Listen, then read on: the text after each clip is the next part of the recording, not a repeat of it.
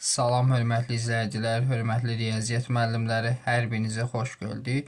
Belə bir maraqlı sual izahına baxacağıq loqaritmik tənliklərə aid. İzaha keçməmişdən əvvəl bu cür videolar sizlər üçün faydalı olursa, yeni kanalımıza abunə ola bilərsiniz. Yeni kanalımız yalnız MİQ və sertifikasiya dərslər üçün nəzərdə tutulur. Digər kanalımıza qarışıqdır, abituriyent və müəllimlər üçündür. Bu kanal isə yalnız MİQ və sertifikasiya imtahanına hazırlaşan riyaziyyat müəllimləri üçündür. Bizə dəstək olub kanala abunə olub və paylaşa bilərsiniz.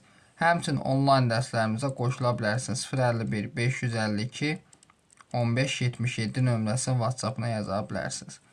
Keçək sualımızın izahına. Deyək ki, tənliyini həll edin. Baxın, loqaritm 3 əsasdan 5-dir. Bura bax. 3 ilə 3 gedir, qalır 5. Bura 5 yazın. Olur loqaritm 3 əsasdan 3x loqaritmanın kvadrat. Üstə gələk, loqaritm 3 əsasdan x bərabər 5. İndi bunu biraz sadələşdirək. Belə yazım. Loqaritm 3 əsasdan 3 vurma olanı toplam. Üstə gələk, loqaritm 3 əsasdan x-in mürtəzi kvadrat. Üstə gələk, loqaritm 3 əsasdan x bərabər 5.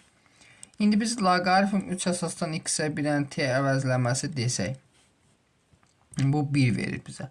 Olur 1 plus t-nin kvadratı, yəni 1-in kvadratı üstə gəl 2 misli 2t, üstə gəl t-nin kvadratı, üstə gəl t, çıxılsın 5 bərabər 0. İndi isə buradan olur t kvadrat, 2t ilə t-ni toplasam 3t, 1 çıxaq 5, çıxılsın 4 bərabər 0. Vuranda mənfi 4, toplayanda mənfi 3 eləsin. Köklər mənfi 4 ilə 1-dir.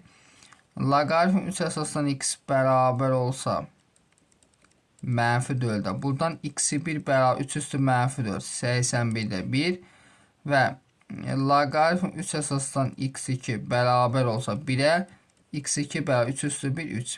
Demək, köklərimiz 3 ilə 81-də 1-dir, yəni A variantı.